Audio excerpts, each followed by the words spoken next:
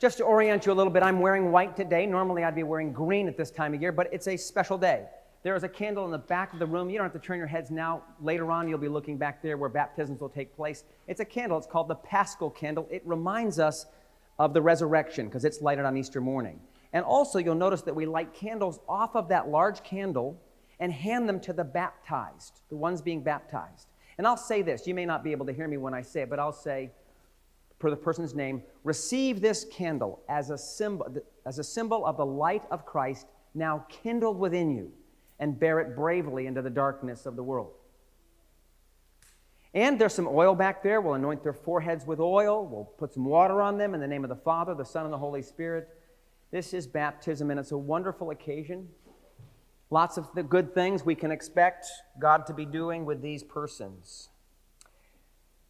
Why? Because I believe baptism is like opening a door to God. Jesus said, "Behold, I stand at the door and knock. If anyone hears my voice and opens the door, I will come into him and eat with him and he with me." I stand at the door and knock. Baptism is one way of responding to that knocking. For those who are younger children who are able to speak for themselves, and for adults, they're saying, I wish to open my door, the door of my heart, to God. I want God to work in me. I want to know God's love. I want to know God's consoling comfort in times of distress. I want to know and learn how to love my enemies and pray for those who persecute me. I need extra power from outside of me. Maybe if I open the door, I'll have that power within me. That's my hope, to grow into that kind of person. In baptism, we're responding. So for infants, it's adults saying on behalf of the children, we're going to do what we can to say, the door is open, God, to you to work on our little child who's unable to respond right now. But we intend to bring them up in an atmosphere where God is known, made known, where God's love is lived, where things like forgiveness is exchanged. So when we do this, and we do this 4 times a year in the Episcopal Church, we rehearse our baptismal vows, because baptism is not kid stuff and we outgrow it. It's something that happens at some time when we have the grace and opportunity, and then we grow into it. And it's a lifelong challenge. As you will go through the baptismal covenant, we'll go through it together, you'll see the extraordinary challenges placed upon the people who are baptized. For example, will you seek and serve Christ in every person you meet? That's a challenge for the most mature of us here, to do that with consistency.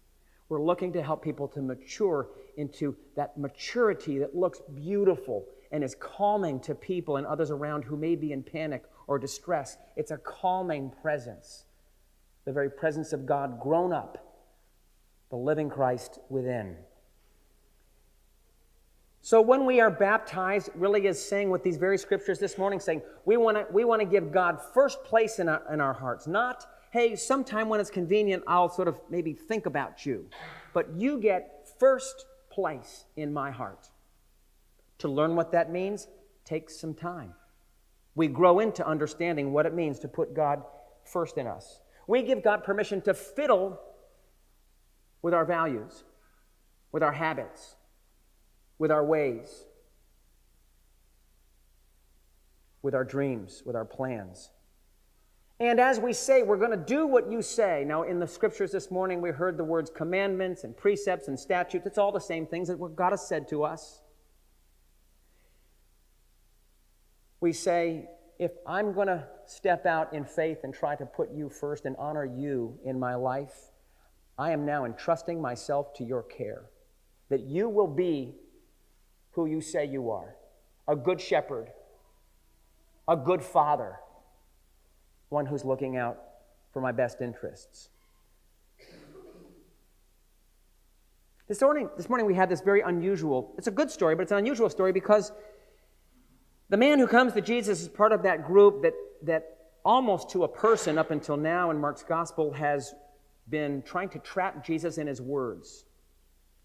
This person doesn't. He doesn't follow his tribe. He asks a question, but not one designed to trip up Jesus. So the man listened to Jesus, asked a question and listened to Jesus.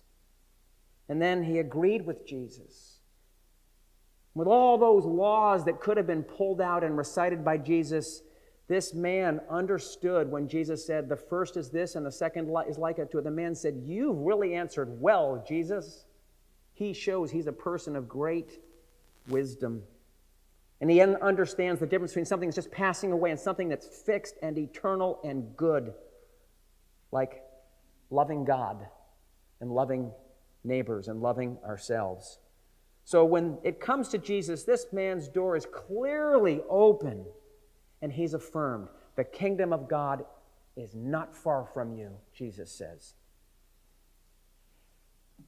Baptism represents something like the revolution that began in Jesus of turning hearts back to God. Jesus, once he was baptized, began his ministry. The Spirit took up residence in him, and he answered the question, what does God's love look like when it's enacted, when it's embodied?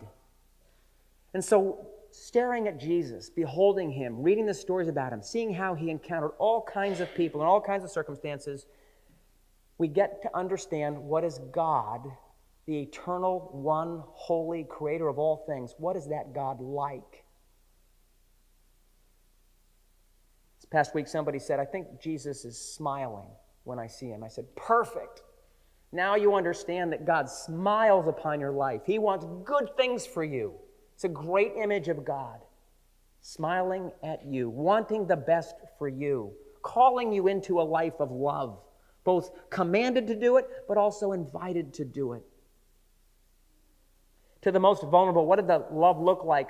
Well, back to the farmers that would have been spoken to in the Old Testament, what did the farmer, God's statute to the farmer was this: in consideration of those who are disenfranchised and without support and help, widows, orphans, disabled, outcasts of any kind, when you harvest your field, farmer, you are not to harvest to the very edges. Leave the edges alone. And when you harvest and you go through once, don't go on back and pick up the things you dropped. Let the others glean those things. Those are for the people who can't farm, that they too might be fed. God's statutes are always good.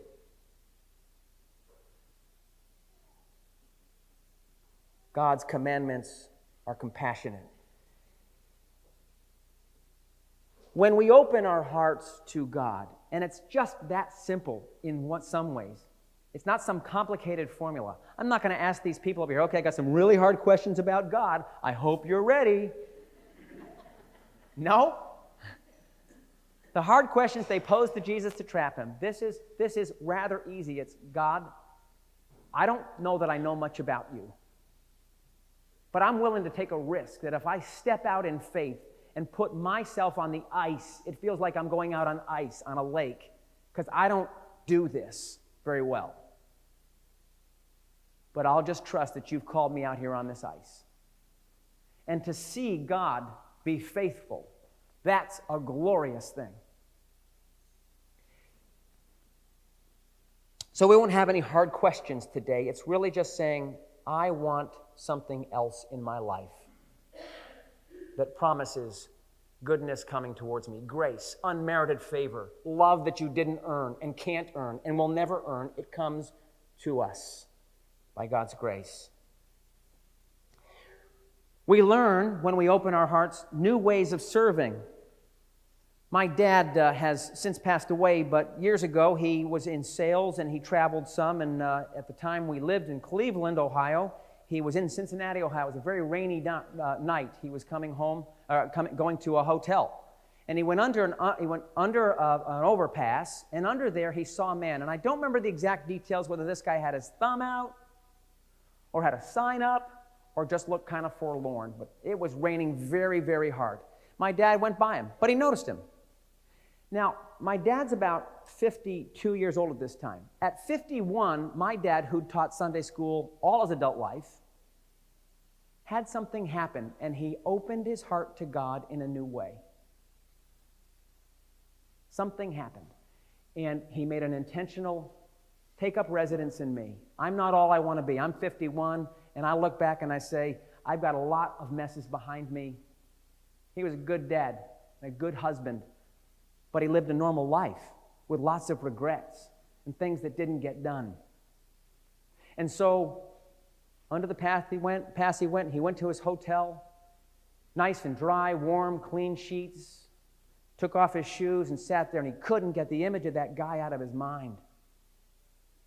Put his shoes back on, got in his car, in the rain, pouring rain, found that man, offered him a ride, and at the end of the ride, to make it all the more incredible, because that's not my dad, not the one I grew up with.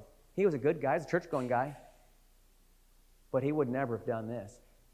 He opened his wallet, took everything out, I don't know how much that was, took everything out and said, here.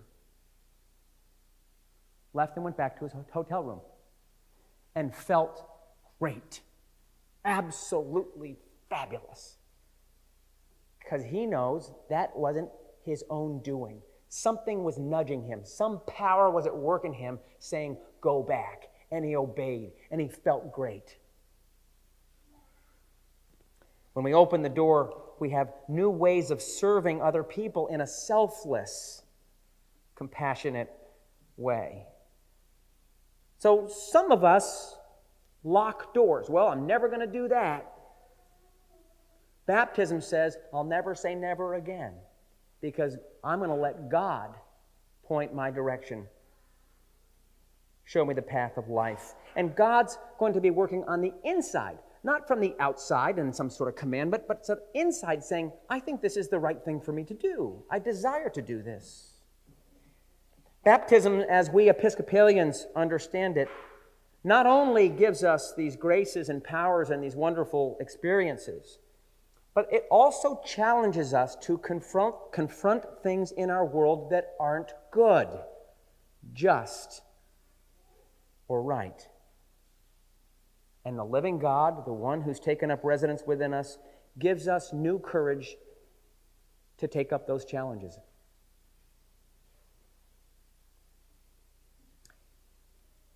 I just have one more thought on this. It has to do with forgiveness. I'm going to hang out on a little bit because it's one of many, many gifts. It's not that I want to hang out on forgiveness because there's so few things I could say about God's, when the doors open, what God will do.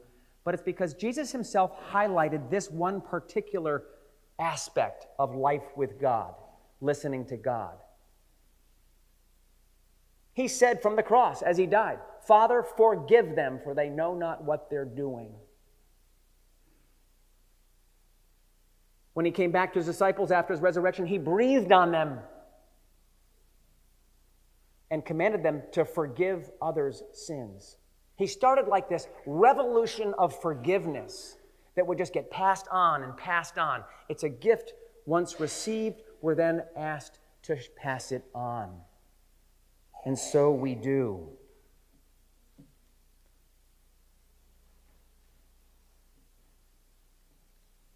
Forgiveness is so transformative. It transforms the whole being. Because when we feel like we are guilty of something that we aren't forgiven, or someone has wronged us for something we just can't get back, they've stolen some dignity or something of value to us, we walk around like with a ball and chain all our life long. We may not be conscious of it always, but it comes up, and it can tarnish anything because it's just there. And we don't know what to do with it. And this is when forgiveness is this incredible gift, when we realize that Christ went to a cross to give us this capacity, to show us this example, that we might also forgive. You've probably heard it said, and maybe you've said it yourself. I'll never forgive so-and-so. I've said that. Not recently, but I've said that in my life. Jesus says you must forgive even your enemies. I tell you to love your enemies and forgive those who persecute you. And it's a good thing. What a glorious thing. What a glorious revolution to have started. Because living with unforgiveness in our hearts steals life, steals peace, steals joy. It eats away at us. Someone said, not forgiving another person because they don't deserve it is like drinking poison and hope that they will die. So forgiveness is something we practice and practice. And boy, sometimes I can't believe I'll have gone through something, I'll be upset or angry with somebody, I will feel like I've been trespassed in some way, and then somewhere down the road, somebody will say, well, did you forgive them? And I'll think, I should know that. But we don't. We get tied up in our own little hot messes in our mind thinking that person doesn't deserve, and all that stuff up here doesn't help at all. And once the choice is made, yeah, I'm going to forgive them. And you work at that a little bit. Sometimes it takes a long while, but sometimes a little bit. You're free. You leave the ball and chain behind. What a great revolution to have started. We don't wonder if we're going to, those of us who are opening our hearts to God, we don't wonder if we're going to forgive. We ask for the grace and strength and courage to do our part in letting go wrongs. And just as much as we open the door to forgiving others, God gives us courage to ask for forgiveness from others. I'm sorry. I did this. And by it, I hurt you. Will you forgive me? Powerful. Powerful in restoring dignity. Powerful in the example of humility shown. It's enough to change the world. And God intends that we be free from indebtedness to one another worldwide. And if that's true, why is it so hard? What keeps us from the love of God and just enjoying this? Well, you ever gone to the shopping store and you get a cart and you get a cart whose wheels don't work very well and it's kind of veering off to one side like this, right? Or it can happen if you have a car. It happens slowly, but your alignment goes out and you're just always veering. You're always just fighting that veer just a little bit. Got to keep correcting because the alignment's out. We have a puppy dog like this. We take her for a walk. We got a nice pavement, concrete pavement. Come on, let's go for a walk, and woo, woo, woo, everywhere. We have a 13-year-old dog and a 4-month-old puppy. And we wanted the 13-year-old dog to teach the little dog about how to walk on a sidewalk. Yeah, big dog, Kira, doing great. Nice gait. And sometimes little puppy will do that, but then, just all of a sudden, sometimes she's running sideways, this way or this way, right? That's out of alignment. That's not the easiest way to walk. Or she'll just do the zigzag in front of Kira. Zigzag back and forth, cutting her off sometimes. We get the walk done, but it's not optimal to go that way. She'll get it. It's going to take some training.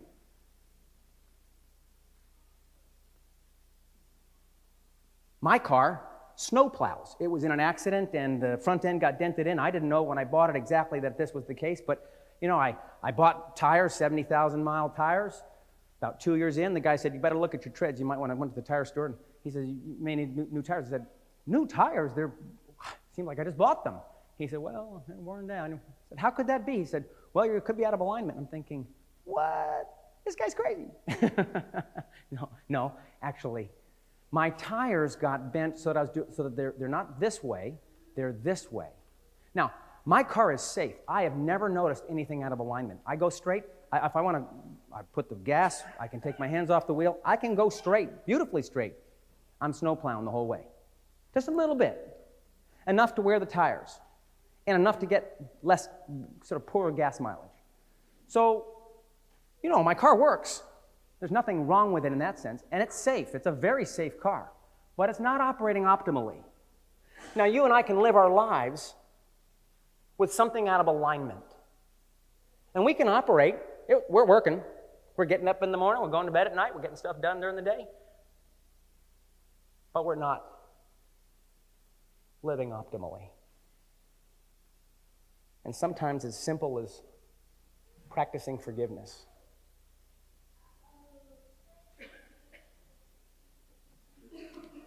Forgiveness gets a relationship back in alignment.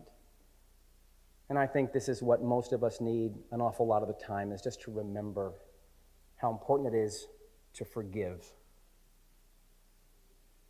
Jesus says, if you love me, you will obey my commandments. And so that's what we say when we come to baptism. We say, I want to open the door of my heart so that my ears might hear in a new way. Jesus speaking his words. Not once. He doesn't come knocking once. He comes again and again and again. And that's part of his grace. He never gives up on you. He never gives up on me. So I hope hearing this today will increase your desire to hear the knock of Jesus, whether it be for the first time or the 100th time or the 1000th time, and to open your door to his realigning word of love to you. If you're a godparent, you take upon yourself to be an example of the open heart, and you vow to pray that the child you present opens their heart to this God whose first command is to love. His voice comes as command and as invitation to learn a new way of living.